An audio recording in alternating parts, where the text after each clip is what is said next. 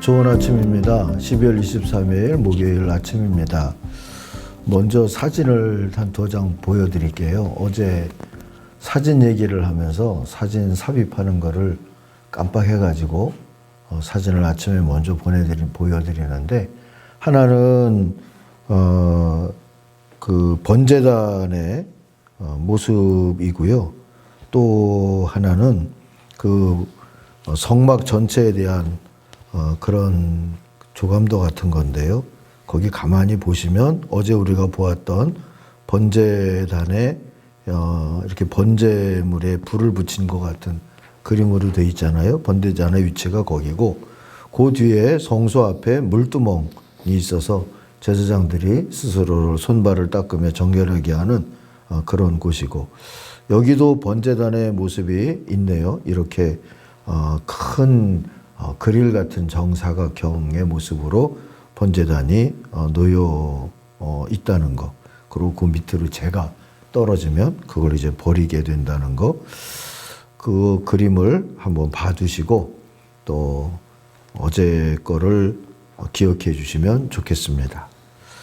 자, 오늘은 39장, 출애굽기 39장을 같이 읽고 묵상하겠습니다. 그들은 여호와께서 모세에게 명령하신 대로 청색, 자색, 홍색 실로 성소에서 섬길 때 입을 정교한 옷을 만들고 또 아론을 위해 거룩한 옷을 만들었더라. 그는 또 금실과 청색, 자색, 홍색 실과 가늘게 꼰 배실로 에봇을 만들었으되 금을 얇게 쳐서 오려서 실을 만들어 청색, 자색, 홍색 실과 가는 배실에 섞어 정교하게 짜고, 에봇에는 어깨바지를 만들어 그 두 끝에 달아 서로 연결되게 하고, 에봇 위에 에봇을 매는 띠를 에봇과 같은 모양으로 금실과 청색, 자색, 홍색 실과 가늘게 꼰 배실로 에봇에 붙여 짰으니 여호와께서 모세에게 명령하신 대로 하였더라. 그들은 또 호마노를 깎아 금태에 물려 도장을 새김같이 이스라엘의 아들들의 이름을 그것에 새겨 에봇 어깨바지에 달아 이스라엘의 아들들을 기념하는 보석을 삼았으니 여호와께서 모세에게 명령하신 대로 하였더라. 그가 또 흉패를 정교하게 짜되 에봇과 같은 모양으로 금실과 청색, 자색, 홍색 실과 가늘게 꼰 배실로 하였으니 그것의 길이가 한 뼘, 너비가 한 뼘으로 네모가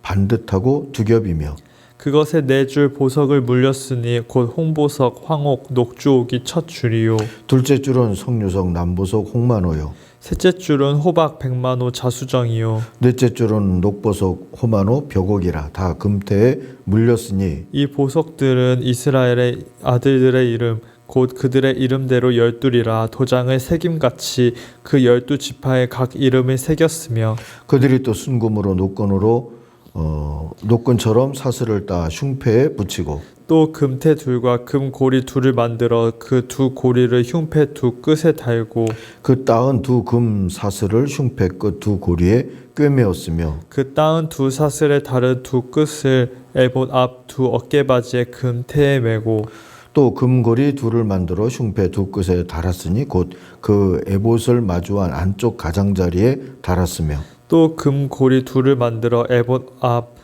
두 어깨바지 아래 매는 자리 가까운 쪽 곧 정교하게 짠 에봇 띠 위쪽에 달고, 청색 끈으로 흉패 고리와 에봇 고리에 꿰어 흉패로 정교하게 짠 에봇 띠 위에 붙여서 에봇에서 벗어지지 않게 하였으니 여호와께서 모세에게 명령하신 대로 하였더라. 그가 에봇 받침 긴 옷을 전부 청색으로 짜서 만들되 그 옷의 두 어깨 사이에 구멍을 내고 갑옷 깃같이 그 구멍 주위에 깃을 짜서 찢어지지 않게 하고, 청색, 자색, 홍색 실과 가는 배실로 그 옷 가장자리에 석류를 수놓고 순금으로 방울을 만들어 그 옷 가장자리로 돌아가며 석류 사이사이에 달되, 방울과 석류를 서로 간격을 두고 번갈아 그 옷 가장자리로 돌아가며 달았으니 여호와께서 모세에게 명령하신 대로 하였더라. 그들이 또 직조하는 가는 배로 아론과 그의 아들들을 위하여 속옷을 짓고, 세마포로 두건을 짓고 세마포로 빛난 관을 만들고 가는 배실로 짜서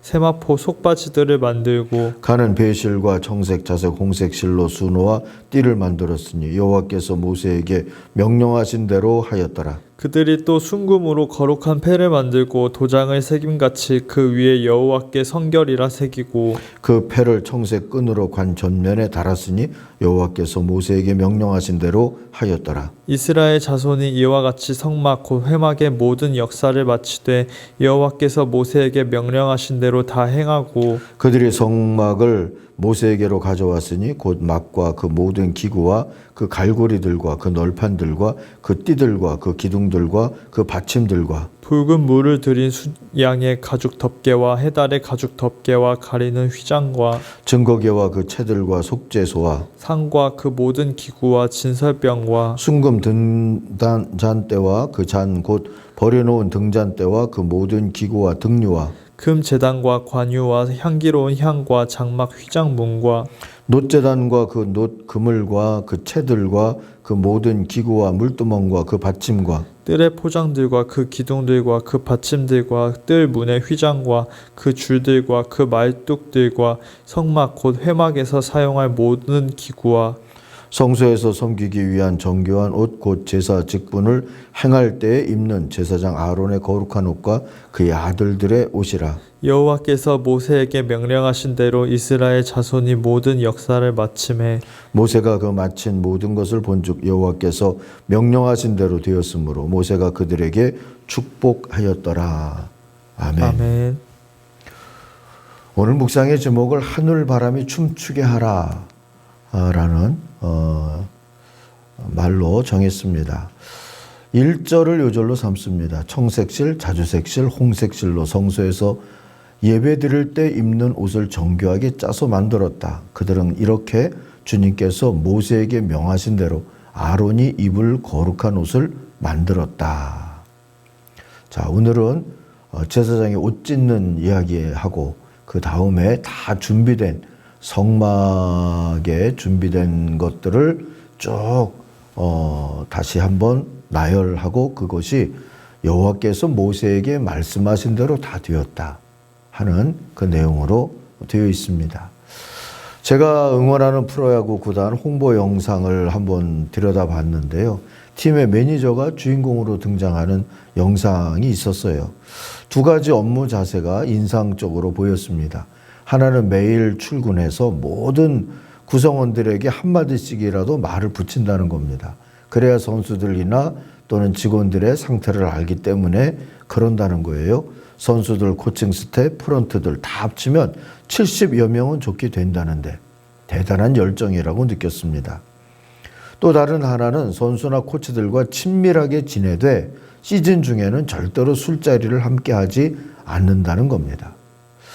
매니저는 선수들과 코치 또 직원들 사이에 있어야 하는데 너무 허물 없는 것도 그 일을 하는데 지장이 생길 수 있기 때문이라는 이유죠. 대단한 자제력이라고 생각을 했습니다. 이분의 이 근무 자세가 업무 자세가 옳으냐 그르냐 합리적이냐를 떠나서 프로다운 업무 자세라 여겨지고 그래서 깊은 인상을 받았습니다. 달리 말하면 좀 다르게 조금 과장하면 거룩하게 느껴졌다는 얘기입니다. 거룩하다는 말의 본래 뜻은 구별하다라고 여러 번 이야기를 드렸죠. 하나님이 제사장들에게 특별한 옷을 지어 입히도록 한 것도 구별하기 위함이었습니다. 그러나 구별이 곧 차별을 뜻하는 것은 아닙니다. 14절에 보면 제사장의 옷에 12지파의 이름이 새겨진 보석을 걸치게 했는데 다 각각 다른 보석들이지만 다 똑같은 보석으로 불리우죠. 12지파 전체를 차별 없이 선택했다는 뜻을 드러내는 구별이었던 겁니다. 굳이 표현하자면 함께 있되 거리를 두라 하는 것이지요. 그리고 이것은 제사장적 교회가 세상에서 존재하는 방식이기도 한 겁니다. 함께 있되 거리를 두라. 아무튼 하나님이 제사장 제도를 마련하시며 의도하신 것은 이렇게 함께 있는 친밀함과 거리를 두는 다름의 융합적인 균형, 곧 거룩함이 아니겠습니까?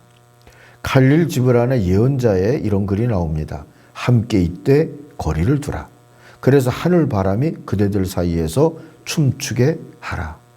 오늘 묵상의 제목을 여기서 따온 겁니다. 하늘바람이 그대들 사이에서 춤추게 하라.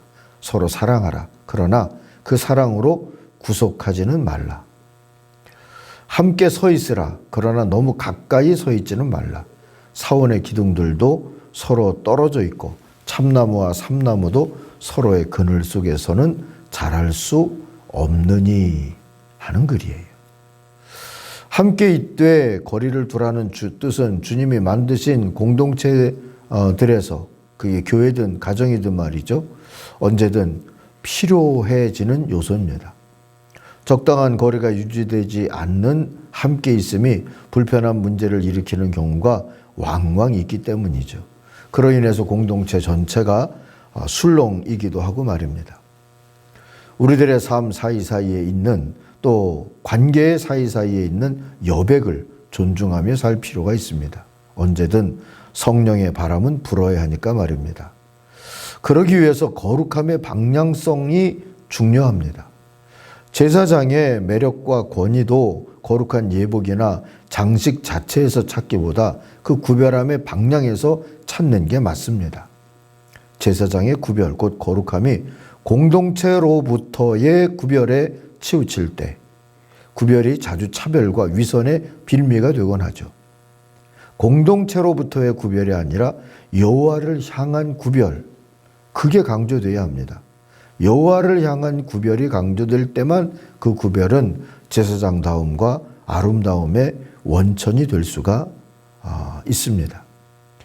그래서 하나님은 제사장에게 여호와께 성결이라고 새긴 순금패를 만들어서 머리에 쓰는 관에 매달게 하신 걸 겁니다. 한 가지 더 기억하고자 하는 것은 제사장의 옷도 다른 성구들처럼 이 제사장의 옷찢기도 주님께서 모세에게 명하신 대로 만들어졌다는 거죠. 1절, 7절, 21, 26, 29, 31절에 이 구절이 다 나옵니다. 주님께서 모세에게 명하신 대로. 2절 보면 에봇을 그렇게 만들었고 8절은 가슴바지를 그렇게 만들었고 22절은 에봇에 딸린 긴 옷, 겉옷이라고 우리 개역성경에는 나오고 도포라고 공동번역은 또 얘기해 주기도 해요. 그리고 두건과 관과 속바지, 공동번역은 두건과 사모와 잠방이라고 번역해 주는데 이 28절에 이런 걸 만들 때도 여호와께서 명하신 대로 또 성직자의 관, 이게 사모라고도 할 수 있는데요. 여기에 붙이는 패 30절 31절에 보니까 이 패도 또한 여호와께서 말씀하신 대로 그렇게 만들었다 하죠. 그래서 잘 만들어진 거다 하고 얘기하는 겁니다. 여호와께서 말씀하신 대로 만들어졌기 때문이죠. 이게 준공검사의 우선 기준이 되었으니까 말입니다. 42절 43절에 보면 이스라엘은 성막에 필요한 모든 공사를 마친 후에 모세를 통해 하나님께 준공검사를 받죠. 하나님께서 세상과 인간을 다 만드신 후에 스스로 좋다 하시며 복을 명하시던 안식의 날 이야기를 다시 듣는 듯 합니다. 말씀대로 다 이루어진 성막의 준공을 기뻐하신 하나님은 모세를 통해서 이스라엘을 이제 축복하시죠. 결국 하나님이 뭔가를 하라고 하실 때는 안식과 복을 주시기 위해서인 겁니다. 말씀대로 순종하는 게 안식과 복에 이르는 비결이다 하는 것도 기억하고요. 더불어 말씀대로 순종하며 살되 적정한 그래서 거룩한 거리두기에도 순종하면서 살자 하는 마음으로 오늘 말씀을 마음에 담고 우리 기도하는 한날이 되기를 바랍니다. 기도하겠습니다. 하나님 아버지, 성령의 바람이 모든 관계들에서 역사하고 통하며 다스리는 그런 가정도 교회도 될 수 있게 우리 삶을 붙들어 주시고 우리가 하나님의 말씀대로 순종하며 하나님 앞에서 또 수고해서 안식과 복을 누리며 우리의 걸음을 옮길 수 있게도 인도하여 주옵소서. 예수님의 이름으로 기도하옵나이다. 아멘. 하늘에 계신 우리 아버지, 아버지의 이름을 거룩하게 하시며 아버지의 나라가 오게 하시며 아버지의 뜻이 하늘에서와 같이 땅에서도 이루어지게 하소서. 오늘 우리에게 일용할 양식을 주시고 우리가 우리에게 잘못한 사람을 용서하여 준 것 같이 우리 죄를 용서하여 주시고 우리를 시험에 빠지지 않게 하시고 악에서 구하소서. 나라와 권능과 영광이 영원히 아버지의 것입니다. 아멘. 각자 기도하겠습니다.